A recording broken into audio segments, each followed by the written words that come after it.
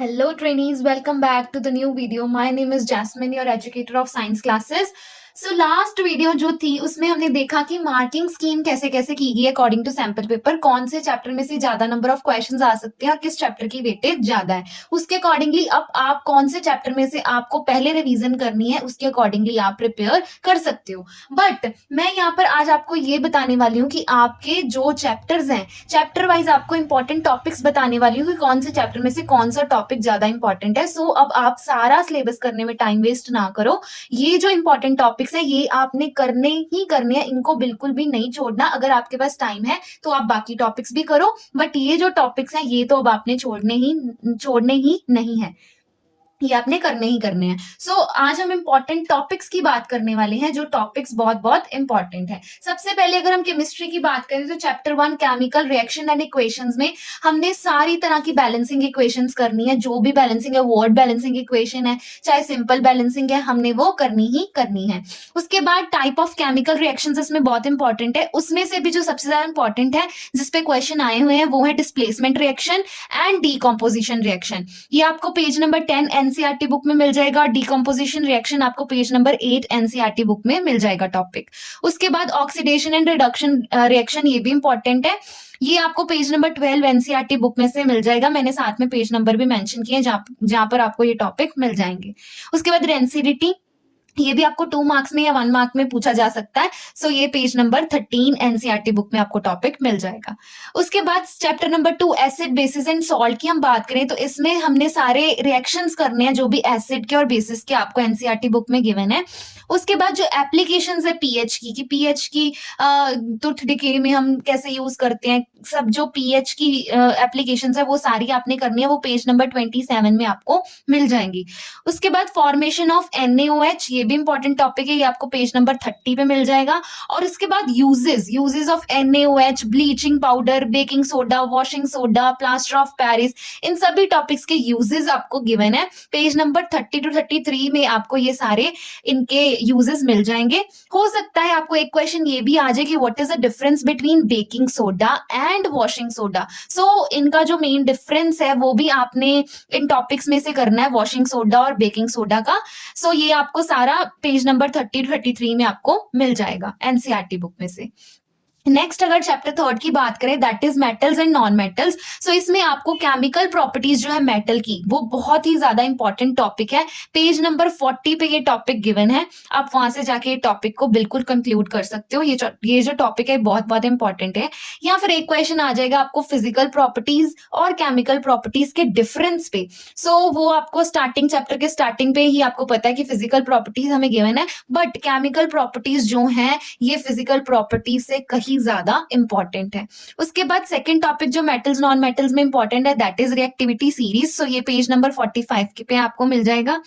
Extraction of metals, कैसे हम metals को एक्सट्रैक्ट करते हैं, कैल्सिनेशन, रोस्टिंग, मेटलर्जी प्रोसेस, सारा ये आपको पेज नंबर 49 से स्टार्ट हो जाएगा एनसीईआरटी बुक में। ये टॉपिक आप वहां से जाके इस टॉपिक को कंक्लूड कर सकते हो। उसके बाद इसमें जो सबसे इंपॉर्टेंट लास्ट में हमारे पास है topic that is corrosion and it's prevention. कैसे, मतलब करोजन क्या है और उसके जो मेथड्स हैं प्रिवेंशन के, वो भी आपको गिवन है page number 53 and 54 of NCERT book. 53 पे आपको करोजन का टॉपिक मिलेगा एंड प्रिवेंशंस आपको पेज नंबर 54 एनसीईआरटी में मिल जाएंगी। Next chapter number 4 carbon and its compound की अगर बात करें तो इसमें जो सबसे इंपॉर्टेंट टॉपिक है नॉमेनक्लेचर ऑफ कंपाउंड्स। नेमिंग आ सकती है, आपको किसी भी कंपाउंड की नेमिंग वो पूछ सकते हैं। सो आपने ये करना है पेज नंबर 67 जहां पर आपको नॉमेनक्लेचर कंपाउंड्स को कैसे नेमिंग देनी है उसके बारे में गिवन है। Saturated and unsaturated carbon compounds page number 63 पे ये टॉपिक भी मिल जाएगा आपको।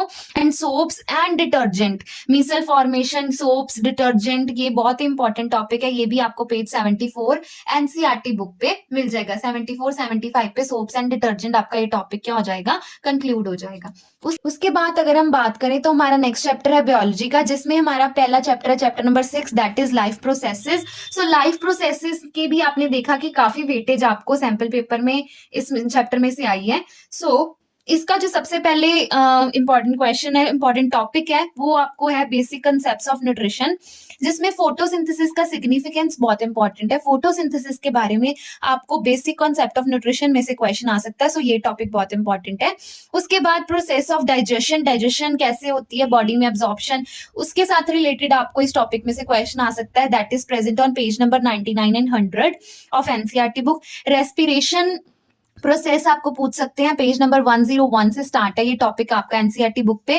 सर्कुलेशन, डबल सर्कुलेशन, कोई भी क्वेश्चन आ सकता है आपको, पेज नंबर 106 पे आपको सर्कुलेशन मिल जाएगी। उसके बाद एक्सक्रीशन भी बहुत ही ज्यादा इंपॉर्टेंट टॉपिक है इनमें से, जो आपको पेज नंबर 110 एंड 11 पे मिल जाएगा। एक्सक्रीशन में यूरिन फॉर्मेशन, जो नेफ्रॉन की डायग्राम आपको दी गई है पेज नंबर 111 में, वो बहुत ही ज्यादा इंपॉर्टेंट है, वो आपने करनी ही करनी है। उसके बाद जो चैप्टर 7 है हमारा, कंट्रोल एंड कोऑर्डिनेशन, उसमें जो प्लांट्स एंड एनिमल हार्मोन्स है ये बहुत इंपॉर्टेंट है। पेज नंबर 122 पे आपको प्लांट के हार्मोन्स का टॉपिक मिल जाएगा। लास्ट में आप देखना, लास्ट पैराग्राफ में उन्होंने गिवन है कि ऑक्सिन, साइटोकाइनिन्स के बारे में उनके फंक्शंस उन्होंने दिए हैं, एंड एनिमल हार्मोन्स का भी आपको टॉपिक मिल जाएगा पेज नंबर 123 पर। उसके बाद सेकंड टॉपिक जो इंपॉर्टेंट है वो है structure and function of human brain. आप देख सकते हो, आपको डायग्राम भी मिल जाएगी और इनका फंक्शन भी मिल जाएगा। पेज नंबर 117 से ये टॉपिक स्टार्ट है, 118 पे आपको इसकी डायग्राम भी मिल जाएगी, structure of brain. Next reflex action, बहुत इंपॉर्टेंट टॉपिक है ये, पेज नंबर 116 पे आपको मिल जाएगा। उसके बाद मूवमेंट्स इन प्लांट, कैसे मूवमेंट करता है प्लांट टुवर्ड्स स्टिमुलाई, वो भी आपको 120 पेज एनसीईआरटी पे मेंशन है टॉपिक। उसके बाद chapter number 8, how do organisms reproduce, उसमें से जो सबसे इंपॉर्टेंट टॉपिक है वो है modes of asexual reproduction. Asexual reproduction के कई सारे मोड्स हमने देखे हैं, जैसे vegetative propagation, binary fission, multiple fission. So ये सारे टॉपिक्स आपको पेज नंबर 129 से मिल जाएंगे, एनसीईआरटी से स्टार्टिंग है इन टॉपिक्स की, सो आप वहां पे जाके देख सकते हो। एंड इनमें से मोड ऑफ एसेक्सुअल रिप्रोडक्शन में जो सबसे ज्यादा इंपॉर्टेंट टॉपिक है वो है वेजिटेटिव प्रोपेगेशन, जिस पे आपको क्वेश्चन आ सकता है। उसके बाद डबल फर्टिलाइजेशन इन प्लांट्स, ये आपको पेज 135 पे मिल जाएगा। Reproduction system in humans and plant, ये भी बहुत इंपॉर्टेंट टॉपिक है। रिप्रोडक्टिव सिस्टम ऑफ ह्यूमन और प्लांट का जो एसेक्सुअल रिप्रोडक्शन का डायग्राम है, वो आपने दोनों ही चीजें करनी है, ये दोनों ही इंपॉर्टेंट है। ये पेज नंबर 134 पे आपको मिल जाएंगे topics up to page 138। Next chapter is heredity and evolution, इसमें मोनोहाइब्रिड एंड डाइहाइब्रिड क्रॉस बहुत इंपॉर्टेंट है, ये आपको पेज 144 145 पे मिल जाएंगे। Sex determination is very very important topic, page number 146 पे आपको ये मिल जाएगा। मेंडल्स की कॉन्ट्रीब्यूशंस जो है ये भी इंपॉर्टेंट है, ये आपने 143 पेज पे देख लेना है, आपको ये टॉपिक वहां पर मिल जाएगा। Dominant traits and recessive traits जो है ये भी आपने करने कि कौन सा जो कैरेक्टरिस्टिक है वो अपने आप को डोमिनेंट करता है, कौन सा रिसेसिव है, ये आपको भी जब आप मोनो हाइब्रिड और डाई हाइब्रिड क्रॉस करोगे तो आपको वहां से ये टॉपिक भी कंक्लूड हो जाएगा। उसके बाद अगर हम फिजिक्स की बात करें तो फिजिक्स में सबसे पहले चैप्टर 10 दैट इज लाइट, इसमें आपने light reflection and refraction chapter है हमारा, उसमें से आपने रिफ्लेक्शन एंड रिफ्रैक्शन दोनों की ही डेफिनेशंस करनी है सबसे पहले लाइट चैप्टर में से, रिफ्लेक्शन और रिफ्रैक्शन की।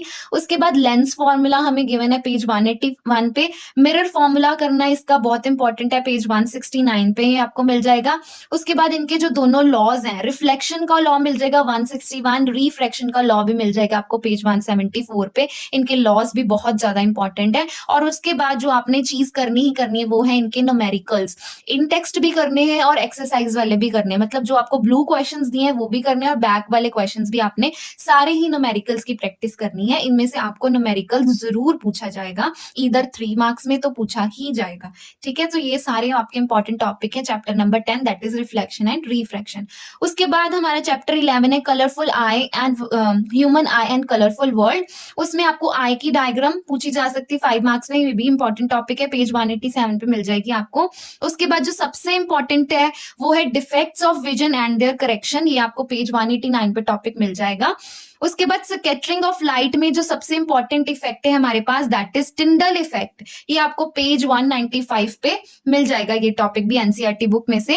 एटमॉस्फेरिक रिफ्रैक्शन टॉपिक भी इंपॉर्टेंट है पेज 194 पे, और प्रिज्म के जो एक्सपेरिमेंट्स है scattering of light through prism, glass prism, ये भी आपको पेज 193 पे मिल जाएगा सैंपल पेपर में, इसके रिलेटेड क्वेश्चंस भी पूछे गए हैं प्रिज्म के एक्सपेरिमेंट के।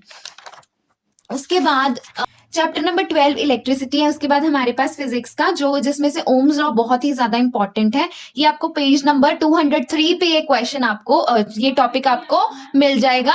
उसके बाद सीरीज और पैरेलल कॉम्बिनेशन जो रेजिस्टर्स हैं, series combination of resistors and parallel combination resistors, ये टॉपिक भी आपको इन पेजेस पे मिल जाएंगे। एंड इन दोनों के न्यूमेरिकल्स आपने जरूर करने हैं, ये बहुत ही ज्यादा इंपॉर्टेंट है। इलेक्ट्रिक पावर वाला टॉपिक भी बहुत इंपॉर्टेंट, ये आपको पेज नंबर 219 पे मिल जाएगा एनसीईआरटी बुक में से।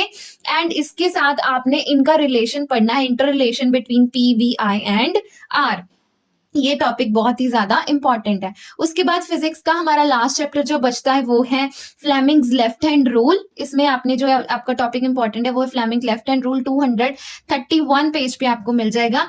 Magnetic fields and magnetic lines, ये आपको 224 पेज पे मिलेगा, ये टॉपिक भी बहुत इंपॉर्टेंट है। Magnetic effect, magnetic fields due to current in solenoid, solenoid पे भी आपको पक्का क्वेश्चन पूछा जाएगा, ये टॉपिक भी बहुत इंपॉर्टेंट है। इसकी आपको सैंपल पेपर में भी इसके साथ रिलेटेड क्वेश्चन आए, 2 मार्क्स या 3 मार्क्स में आपको क्वेश्चन पूछा जाएगा। 229 पेज पे आप इस टॉपिक को कंक्लूड कर सकते हो। उसके बाद हमारे पास है एसी एंड डीसी करंट, जो हमारा पेज नंबर 237 पे प्रेजेंट है। आपने वो उतना ही टॉपिक करना है एसी एंड डीसी करंट का। इसके बाद जो हमारे पास लास्ट चैप्टर बचता है वो है अवर एनवायरनमेंट, जिसमें से हमें 5 मार्क्स का पेपर आना है। इसमें हमें जो टॉपिक इंपॉर्टेंट है वो है इकोसिस्टम।